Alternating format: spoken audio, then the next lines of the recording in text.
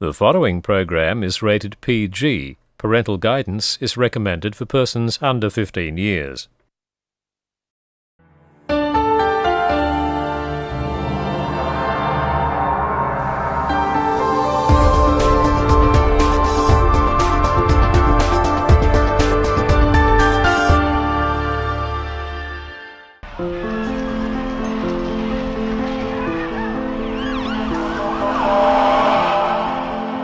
It was extremely difficult to try to work out what it meant, but that it had very poignant human characteristics, but that it also had very deep strategic consequences.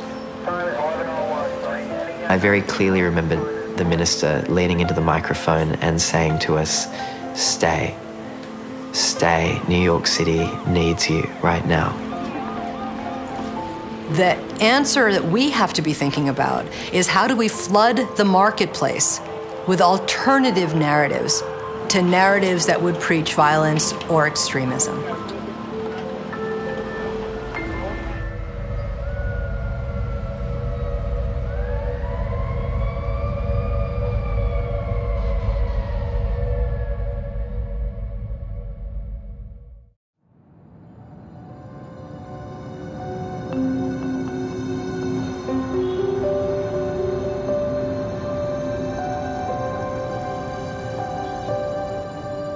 We woke up very early on the morning of September 11, 2001, at around 4 a.m.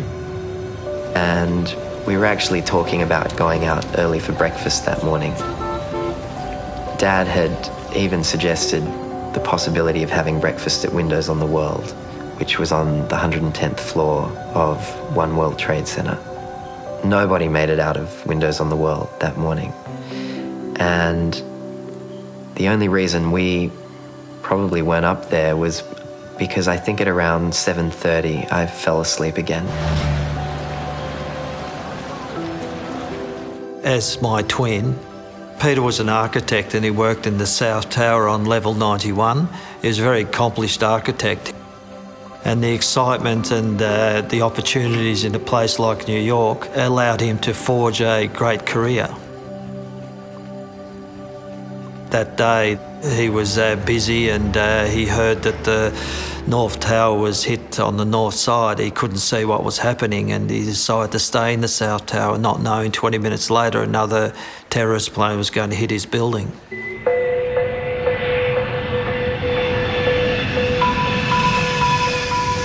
Dad was awake and he heard the explosion. And he was just looking out the window over the street. He said, "You know, Ben, I think there's something going on outside. I think you should get up and come over and take a look at this."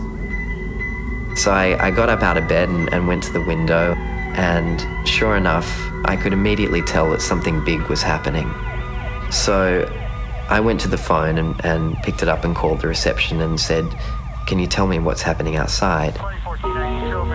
The woman said to me, "Look, we have very little information, but from what we understand, a plane has just hit the World Trade Center."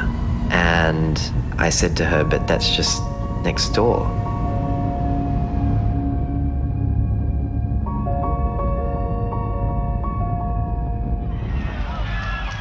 I was watching it evolve on television and it was such a shock. I stayed up all night witnessing on television the planes hitting the World Trade Center. So I was witness, I think live, the plane hitting the tower where my brother was working. And I couldn't get through because the phone lines were down. I didn't know. The next morning I went to work and people were asking about, "Your brother lives in New York, doesn't he?" But they weren't to know that he actually worked in the Twin Towers. We were standing outside our hotel watching the Twin Towers burn.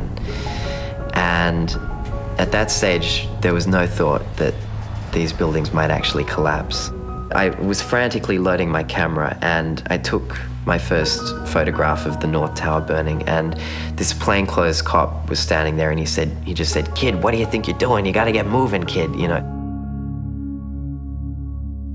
I remember the editor came back to the office from his home and we produced rolling editions of the paper all night. And so pretty well from the start I was trying to talk to people about what this could mean.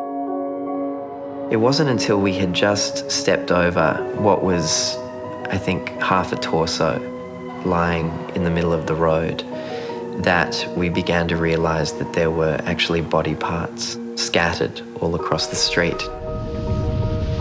And at some point, somebody just yelled, "Run!" and 200 people turned around and started bolting. And I started running, and I turned around and took this photograph of everybody charging towards me, with my dad in the foreground with this look of horror on his face. And the two of us ran hand in hand down West Street. I've never seen him run so fast in my life. I think the September 11 events are very complex in their effect on Australian society. It became clear that it was an al-Qaeda action and that this was a branch of radical Islam, and that this was the beginning of a new strategic era.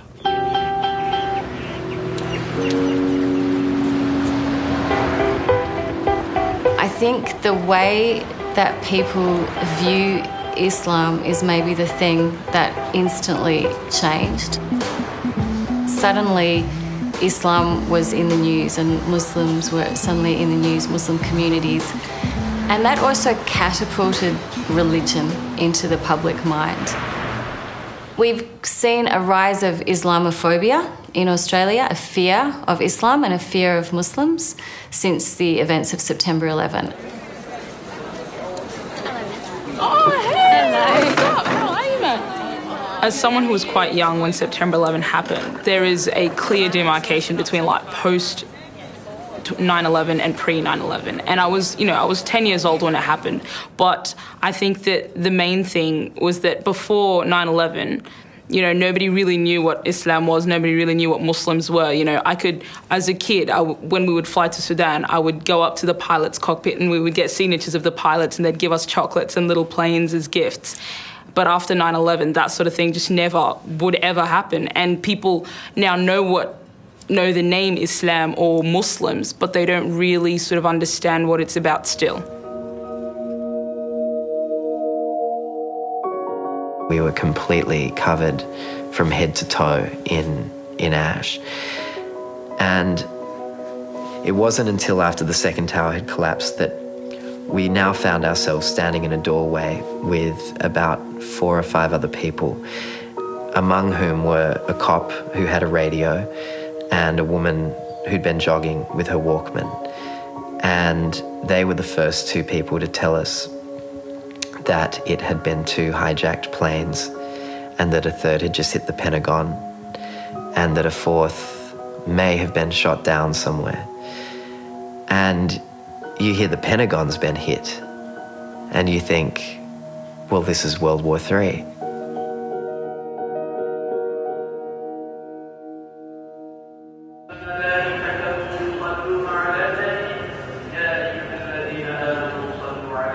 Since 9/11, there has been a tendency on the part of the West to demonise Islam and to present Islam almost as the great Satan. And I think that's an unfortunate move within the West. And it's just as unfortunate as the move is within some extremist versions of Islam to paint Christianity or to paint the West as if it's the great Satan, as if it's nothing but evil. One of the very difficult things for a liberal society like Australia to come to terms with is the fact that the extreme Islamist interpretation, while it is rejected by a majority of Muslims, has a place in mainstream Muslim life.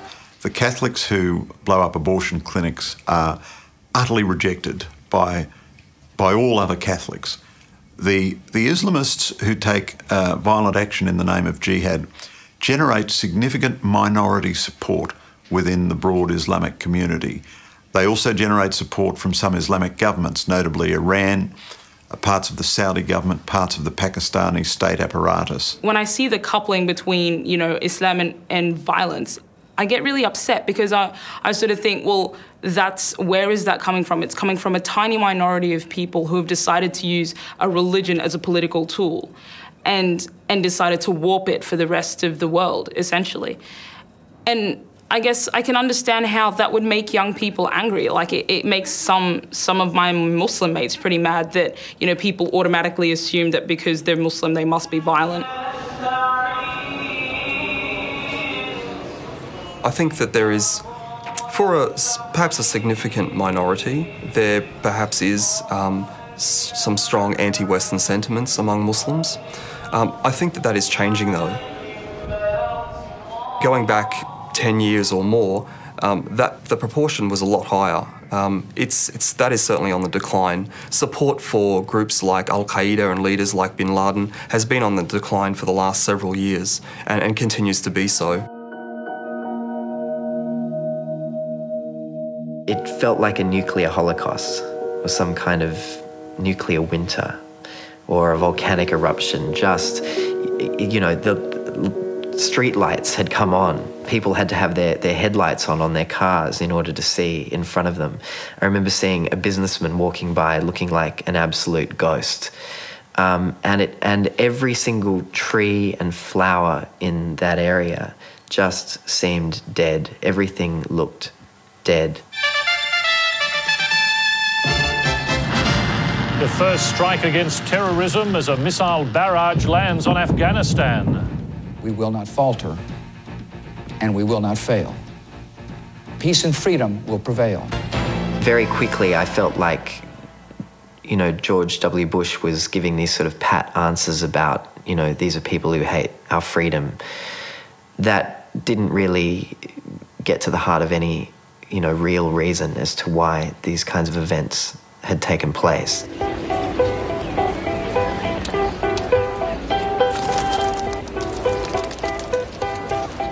I think that 9/11's had a large impact on multiculturalism in Australia. Prior to that event, multiculturalism was there, but was slipping under the radar and everyone was comfortable with it. I think since 9/11 it's brought it to the attention of Australian people in a much more focused way than previously. Multiculturalism was blamed in Europe, particularly for fomenting kind of differences and tension between ethnic communities and religiously diverse communities. And those criticisms also then spread to Australia. So Australian multiculturalism came under attack at that time. I think the word multiculturalism no longer has an agreed meaning. And so the question is, am I opposed to the word or to the reality on the ground? I think in southwest Sydney, there is a very difficult, rather toxic interplay of three difficult factors. The rise of jihadist ideology amongst a minority, the rise of serious violent crime amongst a certain generation of Muslim immigrants and their sons, and the rise of a pattern of antisocial behaviour which has a strongly misogynist tendency. Now, insofar as any of that finds any comfort in the word multiculturalism, then that's an absolutely bad thing. When people talk about the fact that multiculturalism has failed, I ask them, who are you to say that multiculturalism has failed? I'm a young person who, you know, was born in Sudan, have heritage that is Egyptian and Turkish, grew up on the south side of Brisbane, want to travel around the world, and I'm telling you that I don't think it's failed. All my mates are from all around the world. You know, I've got pretty much every single continent is covered. And that for me is what multiculturalism is about. You know, they can ask me about Ramadan and I can ask them about Christmas and Lent. And that's what multiculturalism is about. It's not about, you know, what our so-called leaders are saying that it's failed or it's not. Europe is often touted as an example, but Europe is totally different from Australia.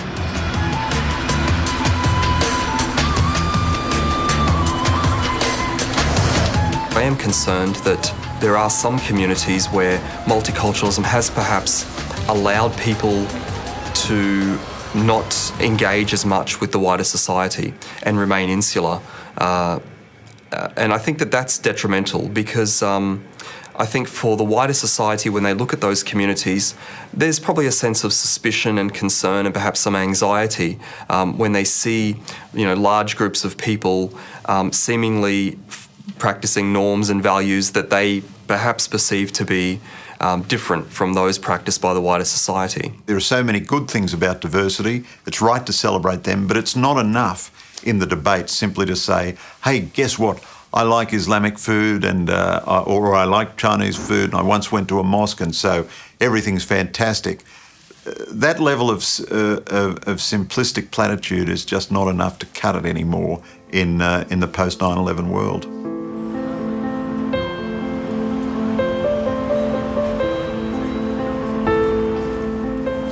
Living in New York in the few months after 9/11, there was a tremendous sense of grief and anxiety in the city. I'll never forget just the hundreds and hundreds of missing posters that were all over the city around that time. And you just couldn't get your mind around the sheer number of people that were still missing.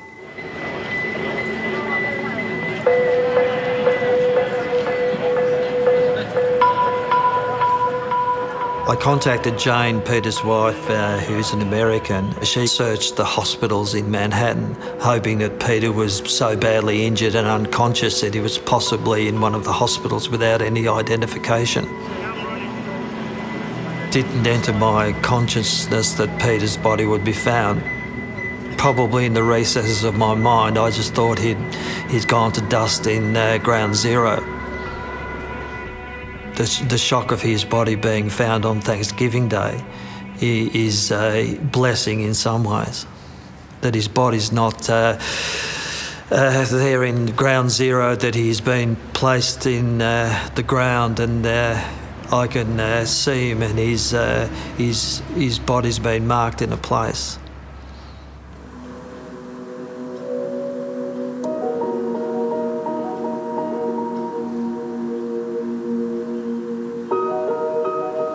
After 9/11, my girlfriend at the time and I started going to this church. She was religious, and she was looking for answers. We were both looking for answers about whether or not we should stay in the city or come home. And the weekend after September 11, we were there with many other people looking for those kinds of answers. And I very clearly remember the minister leaning into the microphone and saying to us, "Stay. Stay. New York City needs you right now."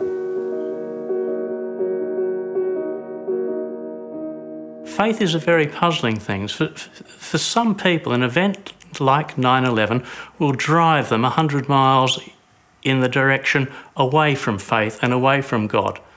For other people, events of this sort seem, paradoxically, to drive them towards an increased faith in God and an increased reliance upon religion. So my purpose this morning is to talk about the context, both in Australia and a little bit beyond, about how religious diversity makes the kind of things that interaction does utterly important. And the kind Since 9/11, there's been a real rise of educational activities, particularly amongst culturally and religiously diverse community groups. So a lot of Christian, Muslim, Jewish dialogue, for example. In Australia, most of us are in waning dominance, increasing diversity, and so interreligious relations are interesting, cutting edge, and challenging. I'm broadly a supporter of interfaith activities, but I think most Western government activities which travel under the rubric of counter-radicalisation have been a waste of money or indeed counterproductive. If we don't actually learn to live with one another, Gentile and Jew, Muslim and Christian, Buddhist and Baha'i, then we actually are going to perish together as fools. The common conception nowadays seems to be that religion can only ever lead to conflict. So interaction is proof that that isn't true. I come from a very multicultural background. My mum is Catholic, my dad is Muslim, and I'm Buddhist. So basically it's peace in action. I think interfaith really needs to be evolving to a point where it stops being about tea and biscuits and it's about action. It's about getting together to actually say, yeah, we have similar values. Okay, that means that we can we can use those values to make change in the world. 9/11 has, for some groups of people, made them more curious about Islam, particularly those who are engaged in interfaith dialogue. For a long time, Christians have been genuinely engaging with representatives of other faiths to understand them better. But in the broader population, people aren't curious about things that really they distrust and maybe fundamentally dislike.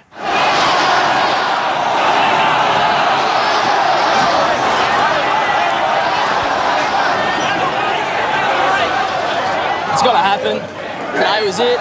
Everyone showed up. Everyone's giving everyone support. It's for the Shire. We're getting them out of here. It's time to go. They've got to go. They're not welcome back. The Cronulla riots happened just after the so-called Australian values debate.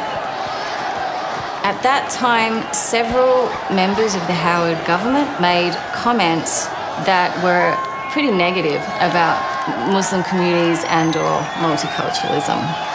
On top of that, you have radio shock jocks also stir up these anti-Muslim or anti-migrant kind of sentiments.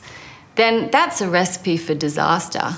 And in that sense, it was no surprise that Cronulla happened.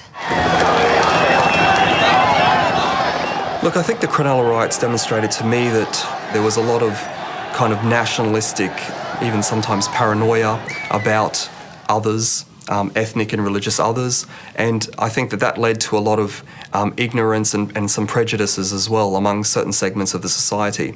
However, I'm someone that has spent a lot of my life, at the beach, and the beach culture is everybody goes there, this is a public space, everybody enjoys it and minds their own business. Unfortunately, in places like Cronulla, you had, groups of young Lebanese men going around annoying people. And people can only take that for so long before they get fed up, and there's a backlash.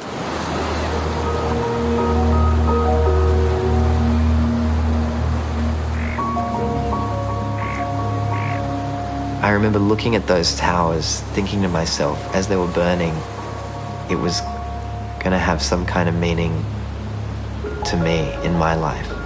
But I had absolutely no idea what that meaning was.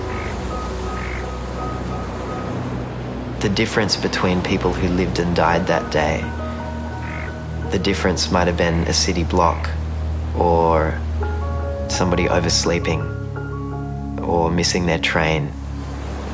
That was something that I thought about nearly every day, that I struggled with every day. I think the idea that there will be another terrorist attack on the scale of 9/11 is more than conceivable.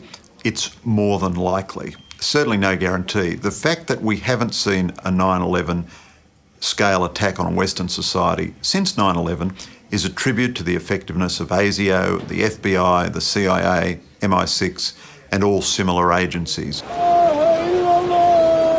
The recent events in the Middle East, to me, indicate that big changes are afoot. These movements, the protests that have occurred in Tanzania and in Egypt, these demonstrations are young Muslims wanting democratic societies. The death of Osama bin Laden has been, I suppose, a positive development in that I think that it would probably decrease the morale of these various terrorist groups who subscribe to his particular ideology.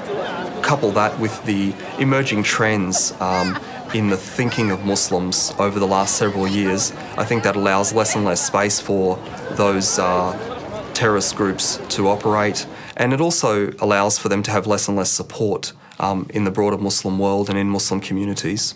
Within the Australian context, we're continually seeing more and more young Muslims who we would think of as moderates, who see themselves both as moderate Muslims and as Australians. They see themselves with a shared identity.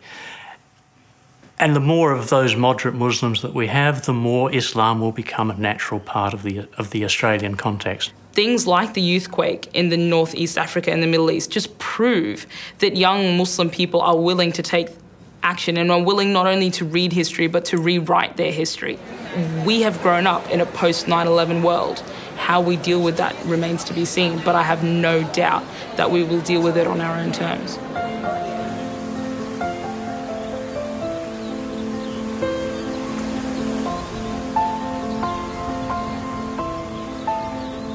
When I think about Peter now, I think of he's found salvation.